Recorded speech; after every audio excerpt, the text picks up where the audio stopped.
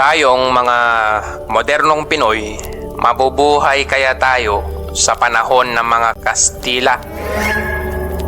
Alam mo, minsan bago ako matulog, iniisip ko, ang sarap ng buhay ko ngayon. Paggising, exercise, pag gusto ko, anytime. Trabaho 6 to 8 hours na naka-aircon pa. Kakain ng kahit na anong pagkain na gusto ko. Tapos matutulog sa kotsyon and then repeat. Paano kung bigla na lang akong mateleport pabalik sa panahon ng mga Kastila? O ano kayang pakiramdam mabuhay sa mga panahon na yon? Not as a tourist, hindi yung may backpack ka tapos may tour guide sa Intramuros. I mean like, isang gabi, paggising mo, you're barefoot, wearing bahag, and you're called an Indio. No last name, no rights, no aircon. And you smell like seawater and desperation. This is not your typical No Limitang Here classroom drama. This is the stuff they don't teach us. Yung mabaho, madugo at sobrang totoo. At ngayong gabi, habang nakahiga ka, gusto kong ikwento ang buhay ng mga walang boses. Yung hindi kilala, yung hindi naging bayani, yung bangkay lang sa ilalim ng galeon na wala man lang pangalan. Imagine this. Ikaw ay isang batang lalaki, mga 15 anyos. Na-recruit ka para sa isang mission voyage. Ang sabi ng fraile, ito raw ay para sa Panginoon. Pero nung sumakay ka sa galyon, sa Manila papuntang Acapulco, di mo na nakita ang lupa. Hindi na rin si nanay ang sumalubong sa'yo. Kadena. Isang buong taon, magsasagwan ka. Sagwan, kain, tulog, sagwan, patay. Kung maswerteng mabuhay, repeat hanggang mamatay ka. O kung masurvive mo yung 250 years, ay di good.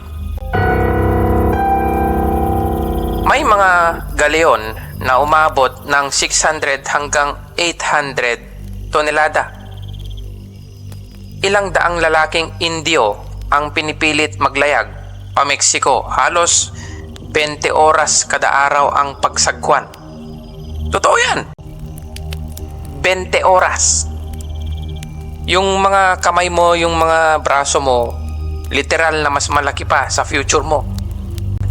At hindi lang yan. Isipin mong nakatali ka sa isang bangkay. Kasi minsan pag may namatay, hindi na nilalabas agad. Hindi dahil walang respeto, pero dahil wala silang oras. Wala ring choice. Mabaho, amoy ihi, suka, at pawis. Minsan may pulbos na parang buhangin. Yun pala, butlig ng alipin na napudpod sa kakahila ng sagwan. At oo, may mga kwento na may involuntary cannibalism. Kasi minsan wala ng pagkain. Isda, wala. Tinapay, sana all. Pili ka, mamatay sa gutom o kumain ng ibang laman. Katiri, oo. Pero real talk, ganyan ang buhay ng karamihan noon. Lalo na mga kalalakihan. Gusto mo ng medyo light na comparison? Sabihin natin yung MRT sa rush hour, parang 5-star hotel kumpara sa ilalim ng galyon. At least sa MRT buhay ka after 2 hours. Dun sa galyon, hindi ka sure. Isa pang FACT, fact. Hindi ito isang beses lang nangyari. 250 years itong sistema ng galleon trade. Kalahin mo yun? Imagine kung ilang henerasyon ng Pilipino ang literal na nawala yung mga nagsilbi sa galleon, di ba? Hindi dahil nakalimutan natin sila, kundi dahil sinadyang burahin sila sa kasaysayan. O sabihin natin hindi sinasadya. Part na ng destiny nila yon. Pag nakapasok sila sa galyon, pag naging alipin sila doon, wala na. Talagang wala ka ng future. Ito pa, may mga sulat daw mula sa ilang praile na nagsasabing ang mga Indio ay matitibay pero kailangan ng disiplina. Alam mo kung anong ibig sabihin nun? Latigo. Gugutumin ka, papagodin ka, tapos papahinain nila. Basta ang point nun, papahinain nila ang fighting powers mo. Parang ganoon. Tapos dadasalan ka. Laging may dasal. Pero hindi mo alam kung naririnig pa ba yon ng Diyos. O kung sa ilalim na ng dagat ang sagot niya. Minsan daw, may mga tumatakas. Pero saan ka tatakbo? Nasa gitna ka ng Pacific Ocean. Alam mo ba kung gaano kalawak yon? Parang iniwan ka na sa gitna ng space. Tapos ang tanging kasama mo ay mga kaluluwang pagod na. May isang lumang kwento pa na ipasa lang sa mga matatandang mangingisda sa Cavite. Sabi nila may isang batang lalaki raw, taga Bicol.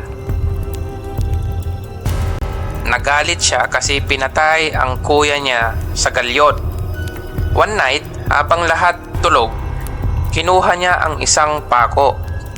Pinukpok niya sa timon yung opisyal. Walang ingay. Tapos tumalon siya sa dagat. Hindi na siya nakita. Tapos yung timon, patay! Pero ilang taon matapos yun, may mga Espanyol daw na nananaginip habang nasa barko. May batang lalaki raw na basa, nakaupo sa dulo ng deck, nakangiti. Tapos biglang nawawala. Creepy, no? Pero kung totoo man yon o hindi, parang simbolo na rin siya ng mga batang namatay sa dagat na hindi natin kilala pero andun lang sila. Sabi pa ng isang historian, the Indio body was used as a fuel. Grabe yung word na fuel, no? Hindi lang bilang tao, ginamit na literal na panggatong. O baka mainit, baka malamig, o ginawang panggatong yung patay. Jesus. Tapos pagkatapos ng voyage, discarded, erased file. Buti sana kung isang folder na file, buburahin lang yung pangalan mo doon sa papel. Burado ka na sa mundo. Wala ka na. At tayo, mga apo nila, nakaupo ngayon sa comfy bed, may electric fan, aircon pa nga pa Netflix. Ngayon, siguro naisip mo, kaya ko kayang mabuhay sa ganun? Alam mo, ako? Hindi. Isang araw pa lang siguro na nagsasagwan ako, baka sumuko na ako. O pipiliin ko na lang kainin ako ng pating. Di ba? Pero sila, ilang taon, ilang biyahe, ilang beses na hindi sila bumalik. Nakalimutan na natin sila. Kaya ngayong gabi, habang unti-unting bumabagal ang paghinga mo, habang pinapakinggan mo tong kwento ko, alalahanin mo ang mga taong nabuhay noong panahon na yon. Hindi para matakot, hindi para takutin kita, kundi para ipaalala sa'yo. At kung yung mga Indio sa galyon ay ginawang panggatong or parang basahan lang na itatapon pag wala ng silbi, yung susunod nating kwento, isang lalaki na ginawang alamat pagkatapos sinunog. Pero hindi ito fairy tale. Walang happily ever after. Walang kabayo, walang prinsesa. Ang meron lang, isang rebelde, isang bundok, at isang krus na may apoy. Kilala mo ba si Tamblot? Hindi, no? Hindi rin ako familiar noon. Wala kasi sa mga libro natin yan. Madalas kasi Jose Rizal, Diz, Bonifacio Dat, pero walang masyadong kwento tungkol sa mga babaylan. Yung mga kauna-unahang ninuno natin ba? At si Tamblot, isa siyang babaylan. Oo. Yung mga albularyo, priest, shaman na may connection sa kalikasan. Yan ang tawag sa kanila, babaylan. Taga-bukid, matalino, tahimik, maalam. Pero sa ilalim nun, may galit na hindi mo nararamdaman sa unang tingin. Imaginin mo na lang, taong 1621 o sa Bohol, yung mga Kastila nagsimula ng sirain ang mga anito. Yung mga kahoy na rebulto ng anino, kinuha ang mga palay, pinagdasal sa simbahan. At pag hindi ka nagrosaryo, palo, latigo, lupa, lason, o mamili ka na lang. Literal na ganun. Pero si Tamblot, tahimik lang. Pero alam niya ang mga lihim ng bundok at higit pa sa dasal ng mga praile. Ang meron siya, paniniwala. Isipin mo, isang gabi, tinipon niya ang mga kalalakihan ng baryo. Sa gitna ng kadiliman, may hawak siyang kahoy na espada. Sinabing iyon daw ay may basbas ng mga diwata. Nagliliyab daw ito kahit walang apoy. At mula raw sa alapahap, may dumungaw na babaylan ng nakaraan. Sounds crazy, no? Pero sa mga taong gutom, ginugulpi at pinagtatawanan sa sariling lupa, yun ang tanging pag-asa. Faith hindi sa Rome, but sa sarili nilang lupa.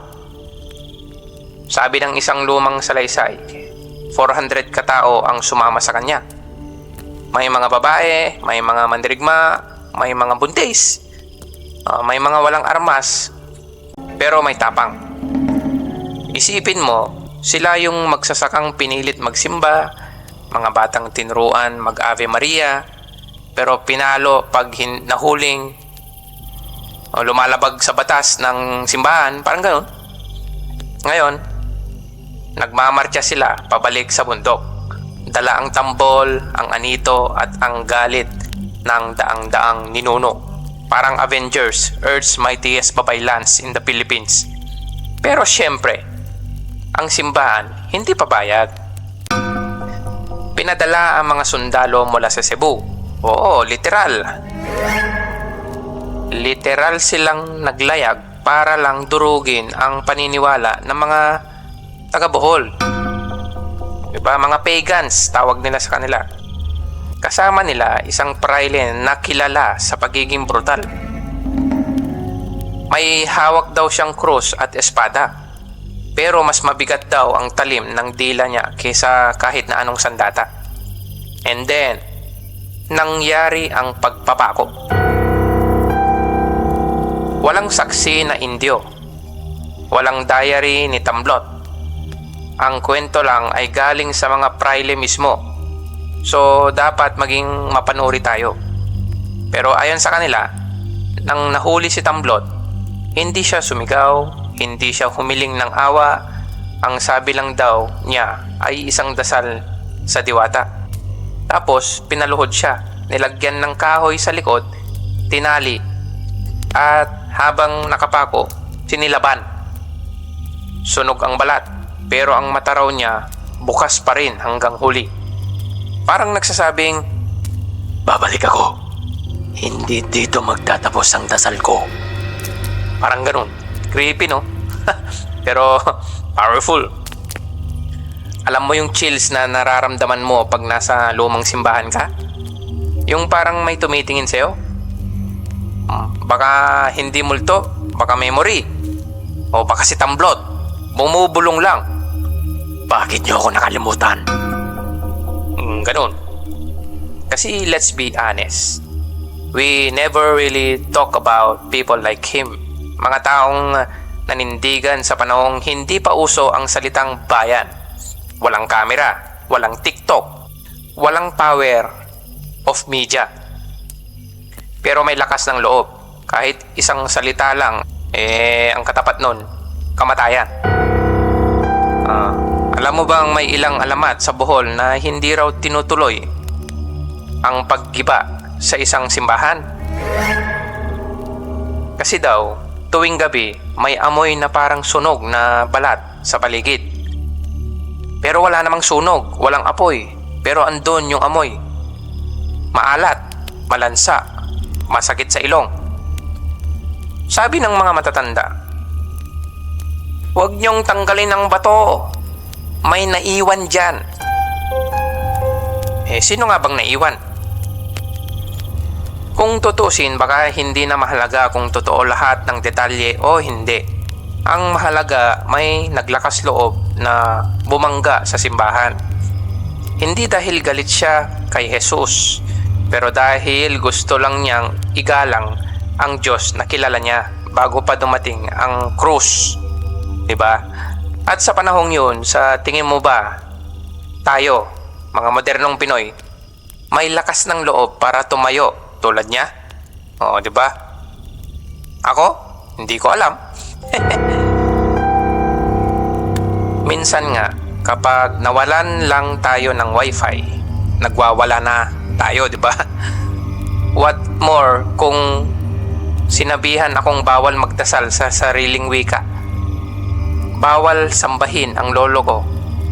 Bawal ang paniniwala ko. Baka umiyak na lang ako sa sulok. Pero si Tamblot, sinunog siya ng buhay. Pero ngayon, ako ang nagsasalita para sa kanya. Diba? Yan ang role natin dilaw na kandila. At habang pinapakinggan mo to, habang unti-unting bumababa ang tibok ng puso mo, isipin mo lang, sa bawat lumang simbahan na dadaanan mo, may boses sa ilalim ng altar. At minsan, kailangan lang tahimik kang makinig. Yun lang. Sabi nila, lahat daw ng simbahan may sikreto. Pero yung simbahan sa Bohol na to, hindi lang sikreto ang tinatago, kundi kalansay. Literal, hindi metaphor.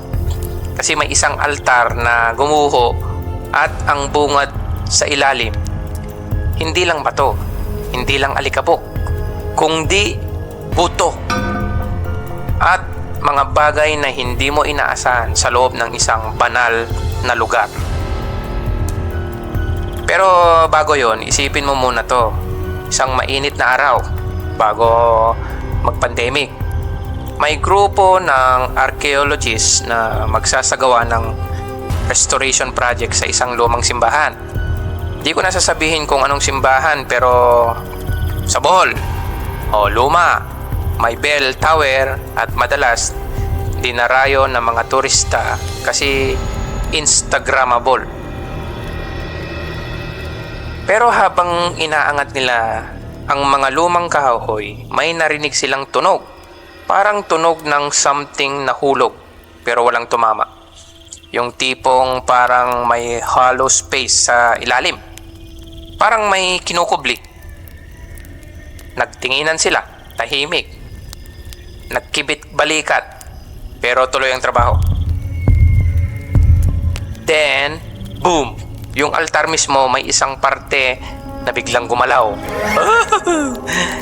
Hindi siya totally gumuho pero nag-crack.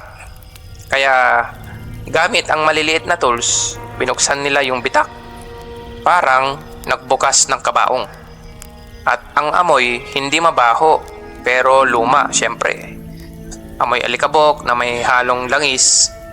Parang lumang kwaderno na nabasa tapos pinatuyo sa araw. May something eerie. Pagdukot nila sa loob, may nahawakan silang parang tela. Pagkuha nila, it turned out to be isang lumang duster, kulay puti, na may sulsi ng pulang sinulit. Old stained pero delikado. Tapos may narinig daw na tunog. Parang tunog ng kwintas. Sabit-sabit yung mga beads. Pagtingin nila sa ilalim, may maliit na kahon na kahoy. Markings, walang pangalan. Pero may ukit na parang buwan at bituin. Pinuksan nila.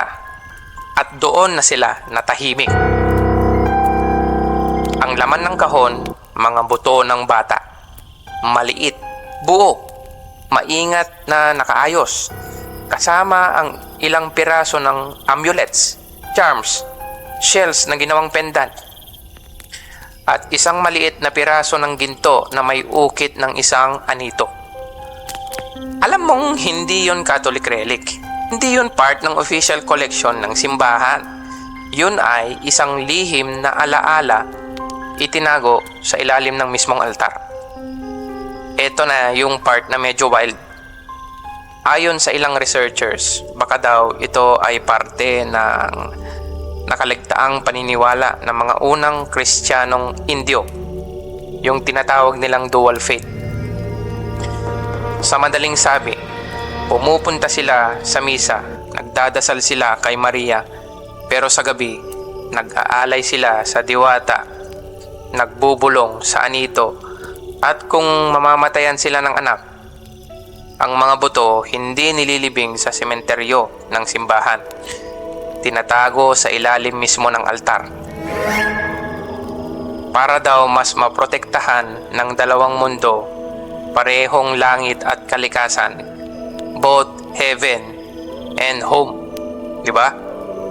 Pero syempre, hindi ito inamin ng simbahan. Di raw sila aware sa ganong discovery. Ang report, historical debris with minor remains, possibly animal. Wow! Puto ng bata tinawag na animal. Kung tutusin, baka nga sa mga ganitong maliit na kasinungalingan, nagsimula ang mga kaluluwang di natahimik. At oo, may ilang locals na nagsabing matagal na nilang naririnig ang chismis na may batang iniwang patay sa simbahan. Pero ang sabi-sabi, hindi daw aksidente. May matandang babae raw noon na nagtatrabaho bilang tagalinis sa simbahan. Tahimik, madasalin. Pero minsan daw sa gabi, may naririnig siyang umiiyak sa ilalim ng altar. Akala ng mga tao, gawa-gawa lang. Pero nung namatay siya, isang sakristan ang nagsabing may nakita siyang matandang babae. Nakaputik duster na nakaupo sa harap ng altar. May hawak na laruan. Hindi ka pa rin nila pinakinggan, sabi daw ng matanda. Tapos nawala. Creepy, no? Pero maybe, just maybe, hindi multo ang nakita niya, kundi memory ng isang inang nawalan at isang batang hindi inilibing, kundi itinago sa ilalim ng mismong lugar kung saan dapat pinakabanal. Kaya ngayon, every time dumadaan ako sa lumang mga simbahan, lalo na pag medyo luma yung kahoy, medyo napapaisip ako. Anong nasa ilalim nito? Hindi dahil takot ako, pero dahil curious lang ako. Sa dami-dami ng taong dumadaan, ilang sekreto na kaya ang tinago sa pagitan ng mga bato? Ilang panalangin ang hindi ibinigkas? Ilang dasal ang nilamon ng altar mismo? At ikaw, habang nakahiga ngayon, baka nararamdaman mo rin yon. Yung kakaibang lamig sa paa, yung parang may dumaan sa tabi mo, pero wala naman talaga. O baka alaala lang yan ng mga batang kinalimutan kasi minsan, ang boses ng nakaraan hindi sumisigaw. Mahina lang, parang tunog ng kwintas, parang halik ng hangin sa kahoy na altar. Sabi nga nila, history is written by the victors. Pero minsan nakakalimutan nating i-check kung sino ba talaga ang nanalo at kung sino ang binenta para lang makasama sa mesa. Kasi habang yung mga alipin ay namamatay sa ilalim ng galyon at yung mga babaylan ay sinusunog sa gitna ng bundok, may isa pang klase ng Indio, yung nakabarong, nakatsinelas na made in Espanya at may apelyidong pwedeng ipamana. Sila ang mga prinsipalya. Para sa kanila, ang impyerno ay hindi apoy, kundi ang posibilidad na bumalik sa pagiging katutubo o sabihin na lang natin mahirap. Imagine mo to, may malaking bahay na bato, malaking bintana, may mga copy shells, may mga utosang nakatayo sa gilid, tahimik, palaging handa. Sa loob ng bahay may isang lalaking mestizo ng konti, may singsing, may tabako, at nagsasalita ng Tagalog na may halong Espanyol. Hindi sila praile, hindi rin sila gobernador, pero may kapangyarihan sila. Bakit?